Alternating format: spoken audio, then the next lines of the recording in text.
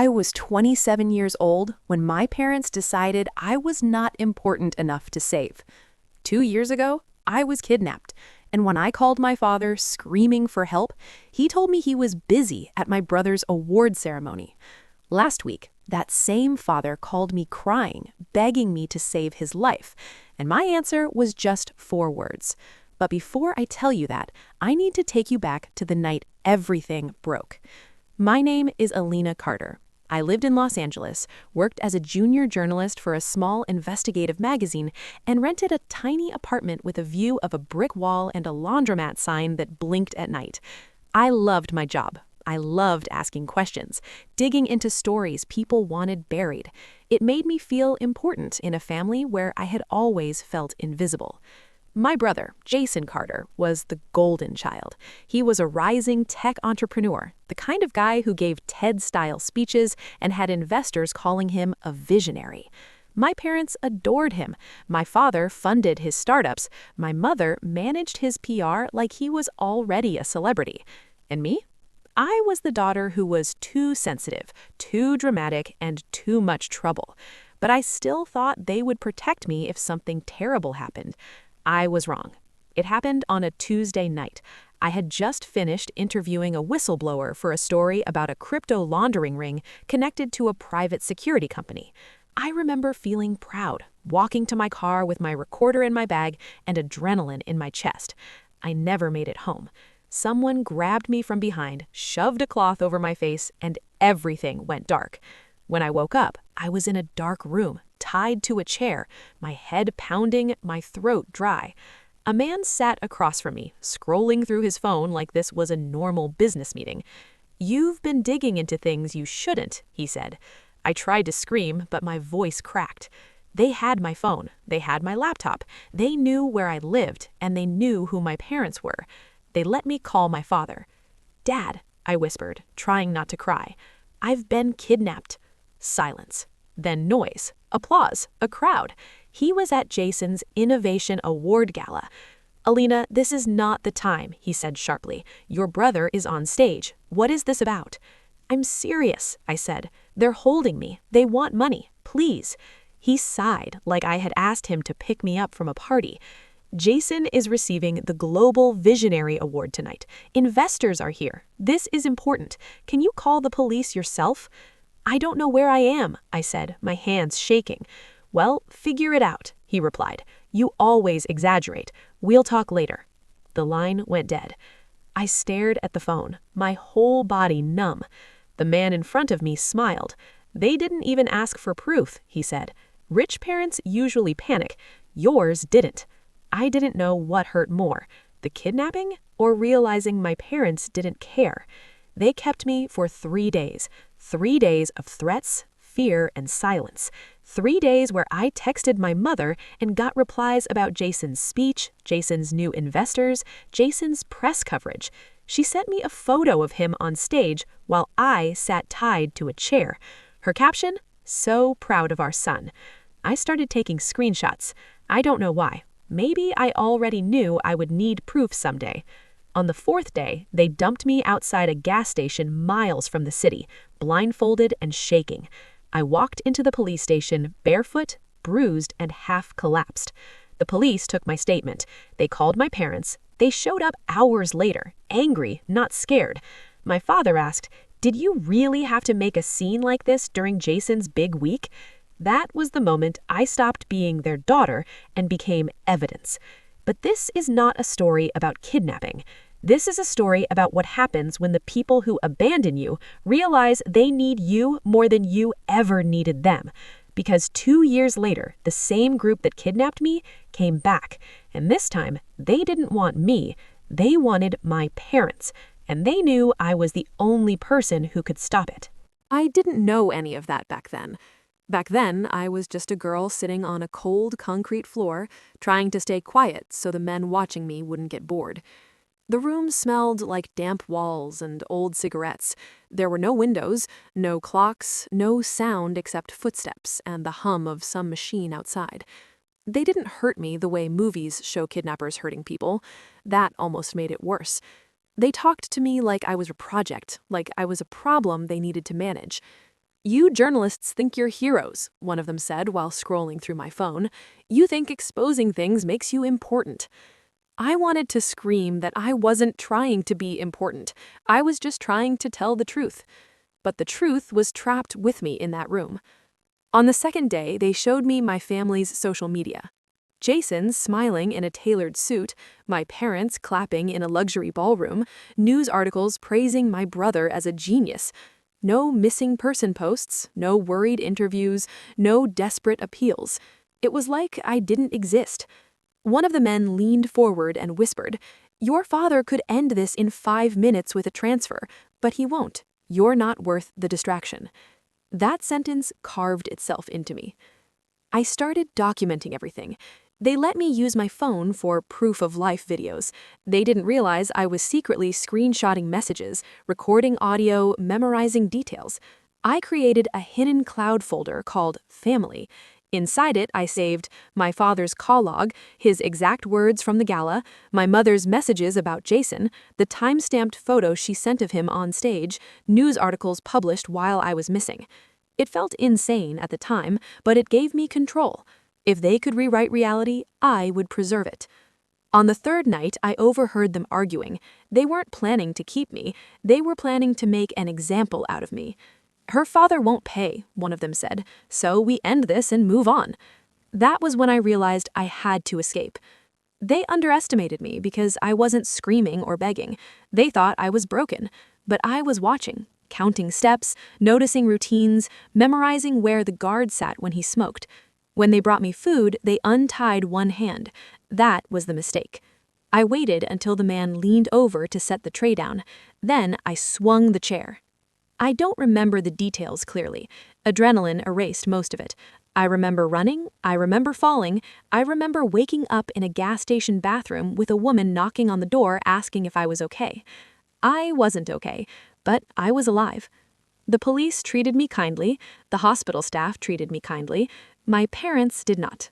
They arrived late, annoyed, exhausted, like I had inconvenienced them. My father asked, "Did you provoke them? What were you investigating again?" My mother asked, "Can we keep this quiet? Jason has investors watching." I stared at them and realized they weren't villains. They were worse. They were people who didn't think I mattered. Jason came to visit me once. He stood at the foot of my hospital bed, uncomfortable, hands in his pockets. He said, "I heard about what happened." I waited for sympathy. Instead, he added, "Dad said you were looking into that crypto thing. You should be careful. That stuff is risky. It could damage the family brand." I laughed, not because it was funny, because it was unbelievable. "I almost died," I said.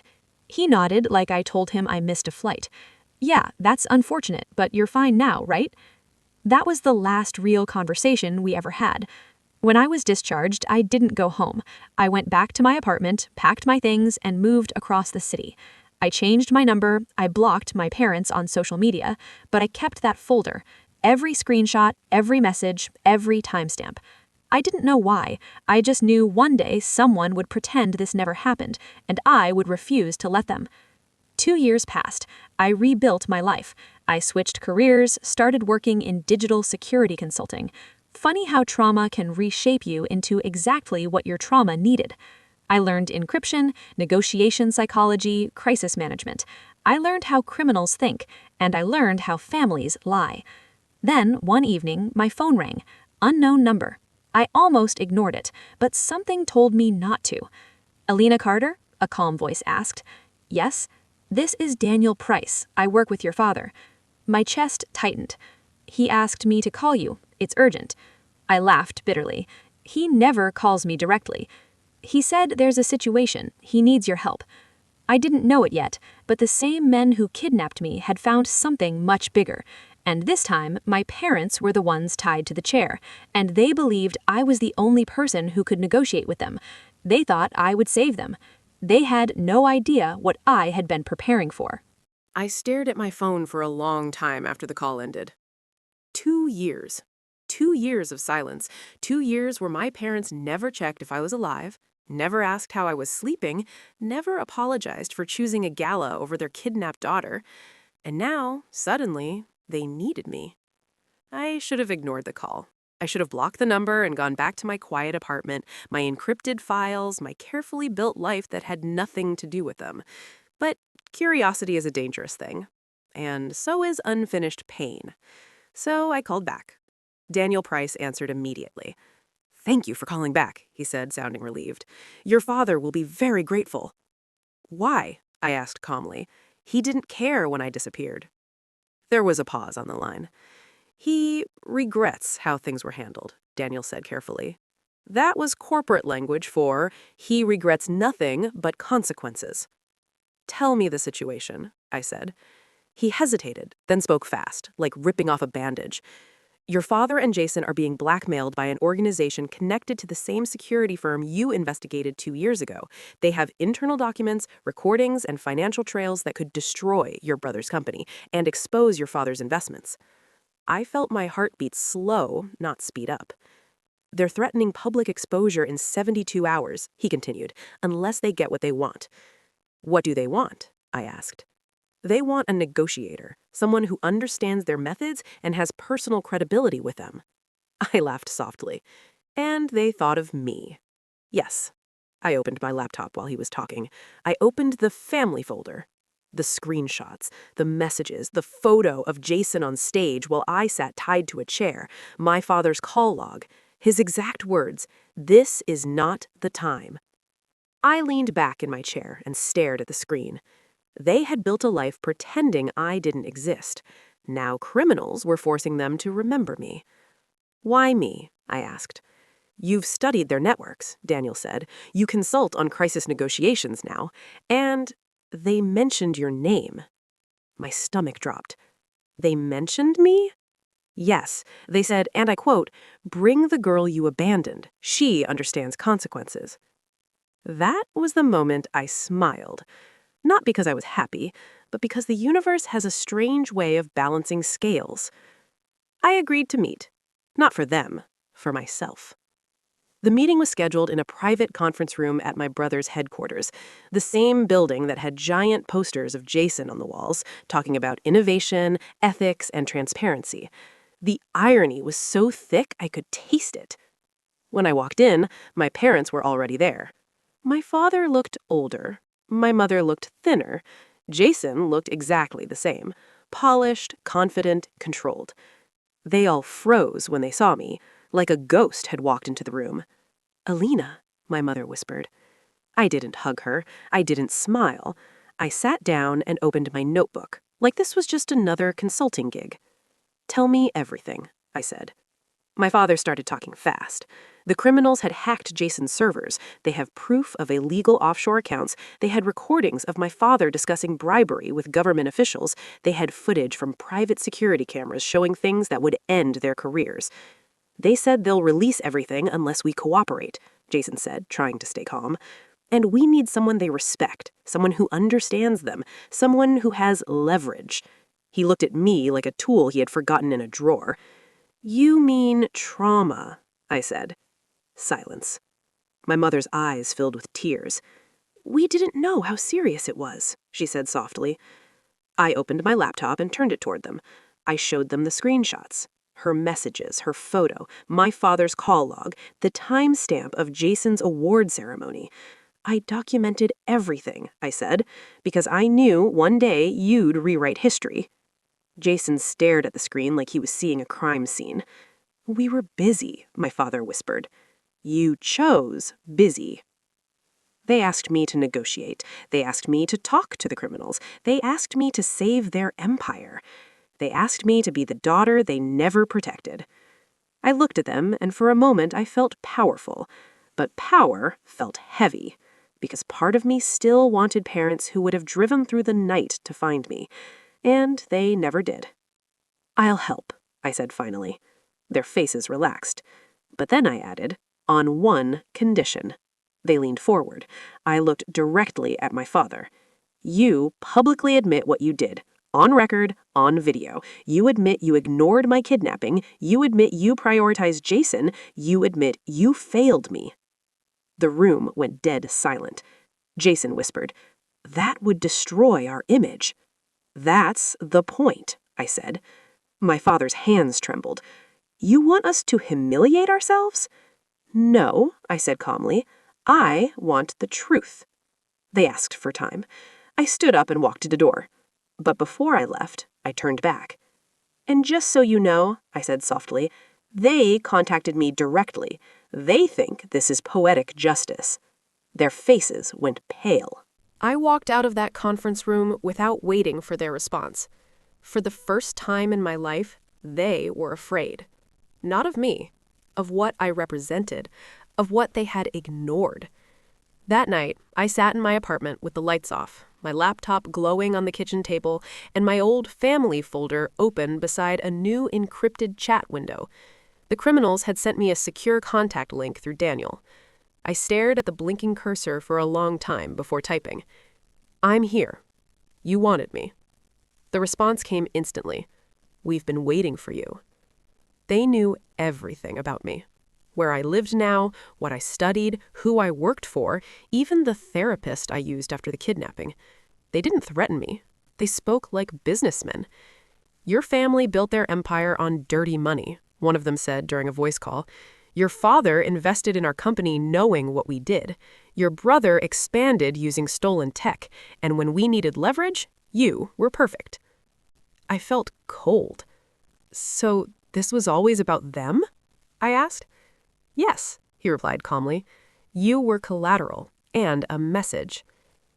Then he told me something that made my hands shake. Jason knew. He knew about the laundering, he knew about the security company, he knew about their operations, and he still chose to build his company on their infrastructure. He knew about my kidnapping? I asked quietly. He suspected, the man said. He asked us to keep things quiet. He said bad publicity would hurt investors. I muted the call and stared at the wall. My brother didn't just ignore my kidnapping, he protected the people who did it. I ended the call and sat on the floor for a long time. All those memories replayed in my head. Jason telling me my investigation was risky, Jason calling my near death unfortunate, Jason worrying about the family brand. He wasn't just indifferent, he was complicit. At midnight, my phone buzzed. A message from an unknown number. You deserved better parents. Help us expose them. I didn't reply, but I didn't delete it either. The next day, my parents called again. This time, my father sounded desperate. They agreed to negotiate only through you, he said. We'll do what you asked, the video, the confession. Just tell us what to say. He sounded smaller than I remembered. My mother was crying in the background. Jason was silent. We met again. This time, there were cameras, a legal team, a crisis PR consultant who looked like he had aged 10 years in 1 week. My father sat in front of the camera, his hands folded, his voice shaking. I failed my daughter, he said. When she was kidnapped, I chose my son's event over her safety. I ignored her calls. I believed she was exaggerating. I was wrong. I abandoned her. My mother spoke next. I prioritized my son's career over my daughter's life. I sent messages about his success when she was missing. I thought she would be fine. I was wrong. Jason hesitated. Then he spoke. I knew the company we worked with was dangerous. I didn't investigate further because I didn't want bad publicity. When my sister was kidnapped, I didn't push my parents to act. I was selfish. The room was silent when they finished. I watched their confessions on a monitor. I felt nothing. No satisfaction, no joy, just a strange emptiness. I sent the video to the criminals. Their response was immediate. Good. Now we negotiate. They didn't just want money. They wanted my family's entire security infrastructure dismantled. They wanted public exposure. They wanted to use my family as an example. And they wanted me to be the voice. I realized something terrifying. I had more power over my parents than the criminals ever did, because they were afraid of losing money, but they were terrified of losing me again. That night, Jason knocked on my apartment door. He had never visited me before. He stood there, looking tired, not polished. He didn't know it would go this far. he said. You knew enough, I replied. He looked at the floor. I thought if I kept things stable, nothing bad would happen. I didn't think about you. That's the problem, I said. He told me everything. About investors, about illegal tech acquisitions, about how he convinced my father to invest, about how he told the security company to keep things quiet when I disappeared. He thought I'd never know. I'm sorry, he said. I believed him, but belief doesn't erase damage. That night, I got another message from the criminals. This one was different. We can end this quietly, or we can destroy them publicly. Your choice. They gave me power, real power, and for the first time, I understood how revenge becomes addictive. I barely slept that night. I kept replaying their message in my head. We can end this quietly, or we can destroy them publicly. Your choice. For years, I had imagined confronting my parents. I had imagined screaming at them, crying, demanding answers. But I had never imagined holding their entire world in my hands.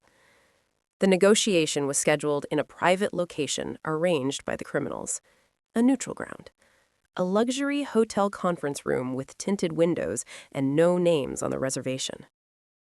My parents arrived first. My father looked like he had aged a decade in a week. My mother kept twisting her wedding ring. Jason sat silently, staring at the table. Then the criminals arrived. 3 men in suits, calm, polite, terrifying in how normal they looked. They nodded at me like we were business partners.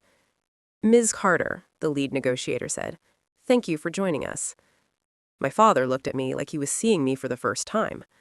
I sat down slowly, crossed my hands, and spoke. I'm here as a consultant, nothing more. The criminals laid out their demands. Public exposure of the illegal operations, shutdown of the private security branch, transfer of certain patents to open-source organizations, and a financial penalty that would hurt but not destroy them. It was justice wrapped in corporate language. Jason tried to argue. "This will kill our valuation," he said. The lead negotiator smiled. "That's the idea." My father turned to me. "Is there another way?" he whispered. I looked at him for a long time.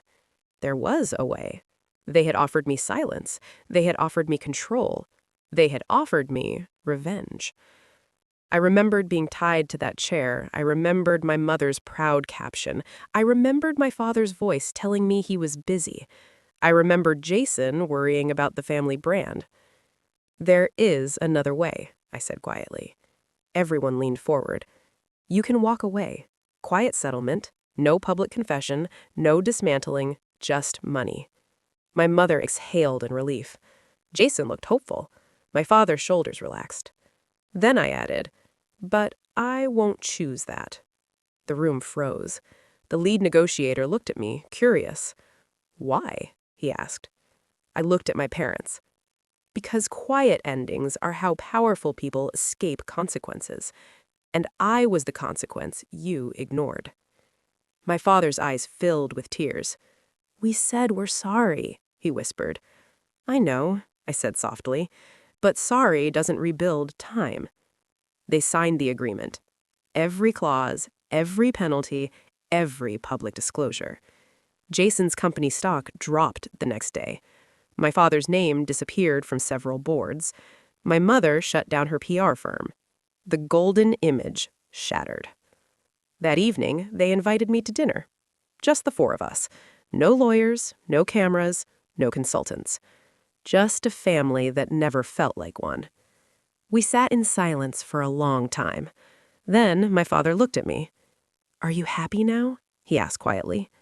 I thought about it. I thought about power, revenge, justice. And then I thought about the girl who begged him to listen. "I'm peaceful," I said.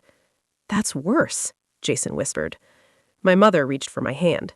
"I miss you," she said. I gently pulled away. "You miss the version of me that didn't hold you accountable," I said. They asked if we could start over, if I could come home for holidays, if we could rebuild something. I looked at them and felt something unexpected. Not hatred, not love, Just clarity. My phone buzzed. A message from the criminals. Decision confirmed. Public release scheduled. They had kept their promise, and now so would I. My father looked at me. After everything, will you stay? I stood up, and for the first time, I felt taller than all of them. I'll stay in the truth, I said. Then I walked to the door. But before I left, I turned around. They were all looking at me, waiting for something dramatic, waiting for forgiveness, waiting for closure, waiting for their daughter to come back. Instead, I said 4 words. 4 words that ended everything. You lost me already. The words came out calm, steady, almost gentle. But they landed like a bomb. My mother covered her mouth. My father closed his eyes like he had been physically hit. Jason stared at me like he was finally understanding something that had been in front of him his whole life. They didn't argue. They didn't defend themselves. They just sat there, surrounded by the consequences they never thought would reach them. The public exposure happened 3 days later. News outlets published everything: financial records, illegal partnerships, security abuses, internal emails. And then the confession video went viral. People didn't just see powerful executives fall. They saw parents admitting they ignored their kidnapped daughter. That detail broke the internet. Comment sections exploded. Some people defended them. Some people destroyed them. Most people just stared in disbelief. How could parents do that? How does a father choose a gala over his kidnapped child? Money really changes people. I didn't read everything. I didn't need to. Jason's company collapsed within months. Investors pulled out, partners disappeared, his name became a cautionary tale in business schools. My father resigned from every board position. His old friends stopped calling. The man who once controlled rooms now avoided eye contact at grocery stores. My mother's PR firm shut down quietly. No one wanted the woman who had curated a lie as their image manager. And me? I felt lighter. Not happy, not sad, just lighter. My parents tried to reach out. Emails, letters, voicemails. They didn't beg for money. They didn't beg for forgiveness. They begged for presence. Come for dinner. Let's talk. We miss you. I never replied. People think revenge feels like fire. It doesn't. It feels like silence. It feels like finally being able to breathe without waiting for someone to acknowledge you. Months later, I saw my father in a coffee shop. He looked smaller. Not physically, emotionally. He saw me first and hesitated, then walked over. "Hi," he said softly. "Hi," I replied. We stood there like strangers who shared DNA. "I wanted to tell you," he said. "I watch your interviews now. Your cybersecurity work, your talks about corporate ethics." I nodded. "You're brilliant," he added. I almost laughed. He had never said that before. "I wish I had known you," he said. "You did know me," I said. "You just didn't listen." He nodded slowly. "I lost you already," he repeated quietly. I didn't correct him, because for the first time, he finally understood. Jason never contacted me again. Maybe he was ashamed. Maybe he was angry. Maybe he finally realized his empire was built on ignoring people. Either way, we became exactly what we had always been: strangers. Sometimes people ask me if I regret destroying my family. I always pause before answering. Because I didn't destroy them. I revealed them. The girl tied to that chair 2 years ago thought her parents were her safety net. She thought love was guaranteed. She thought family was unconditional. She was wrong. But the woman writing this knows something different. Love is a choice. Family is a choice. And silence is also a choice. My parents chose silence when I needed them most. So when they needed me, I chose truth. I still keep the family folder on my laptop. Not because I'm angry, but because memory is power, and power should never be given to people who refuse to see you. Sometimes late at night, I think about what would have happened if my father had left that gala and driven through the city looking for me. If my mother had posted a missing person alert instead of a proud caption. If Jason had told the security company to release everything instead of protecting investors. Maybe we would still be a family. But then I remember something important. They didn't just fail once. They failed in 1,000 small moments before and after. The kidnapping only made it impossible to ignore. So no, I don't regret it. Because losing them taught me how to choose myself, and choosing myself saved my life. If you ever feel invisible in your own family, remember this. Sometimes the most powerful thing you can say isn't, "I forgive you." It's not, "I hate you." It's simply, "You lost me already," and walking away without looking back.